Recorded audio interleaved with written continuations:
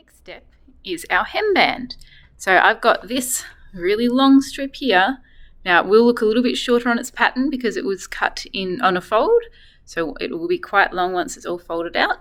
So we are folding it over short end to short end, so it's going to be a bit more like this. So it's going to be hard to do this because I'm holding a camera at the same time. And we are going to join up this seam and this seam with two hands will be helpful. Pinning along here, and you're going to sew this seam up here. You don't need to overlock it though. We're going to do this very similar way to the way we did the cuffs. So we'll be turning this around so that it's folded over in half along this long edge once we've got this seam sewn up. So once this seam is sewn, I'm going to do the same thing that I did with the cuffs. I'm going to push the seam allowance open like this, give it a little push and sort of finger iron there with my thumbs. Then I'm going to fold it in half, making sure that seam allowance sits together nicely, and fold the whole hemband in half this way. So it's sitting like this, like a giant cuff.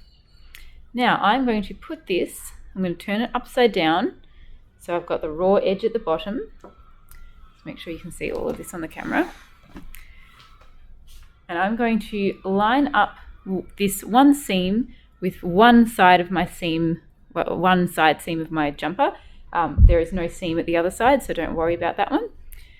And I'm going to put my jumper layer inside my hemband layer, like this. Making sure those seams are meeting, and then I'm making sure that I am nesting in, or what we call kissing, those seams in there, so that I'm going to get a nice joined seam in there. Put my first pin in that spot. I'm going to pin from underneath because I'm going to be sewing from that side. Going through lots of layers, so it needs a bit of a shove with the pin.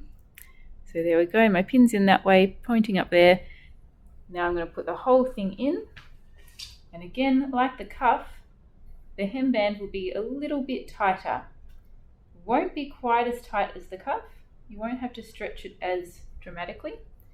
But I'm sort of working out the center of my hemband and joining that to my neck, or my sort of other side of my hemband, and joining that to the other side seam. Putting a pin in, just making sure this is coming on the camera. That's not a pin, it's a needle. Putting a pin in like this, and then I've got my two sides where they should be evenly joined. Then I can work on stretching, like I did with my cuff, stretching my hemband on. So I'll need to be stretching my hemband as I sew the jumper. So finding a couple of even points to pin around it so that my little gathers and stretches sort of fit evenly around it. I don't have some areas that are just flat and some areas that are more gathered.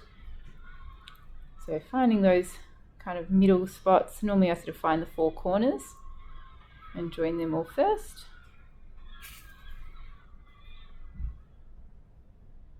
Just joining it to the back right now.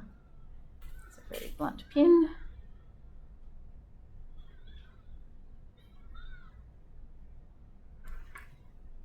And I would probably want to find a couple more spots, and I'm going to go into the sewing machine with it this way this time, and I'm going to sew all the way around the whole hemband, stretching it as I go. So I'm stretching the hemband to match, to fit onto the base of the jumper.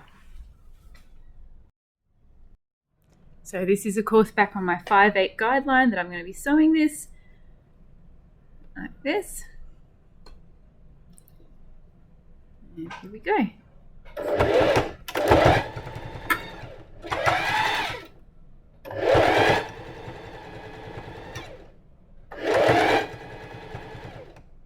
Now if you didn't sew down your pocket at the bottom, which is fine, you didn't have to, this is where you just need to make sure that it is sitting down properly. I did sew mine down, so it's already sitting flat and proper. But I do need to make sure that my stitching line is above this stitching line where my pocket is joined on, which is easy to do because I sewed that down nice and low.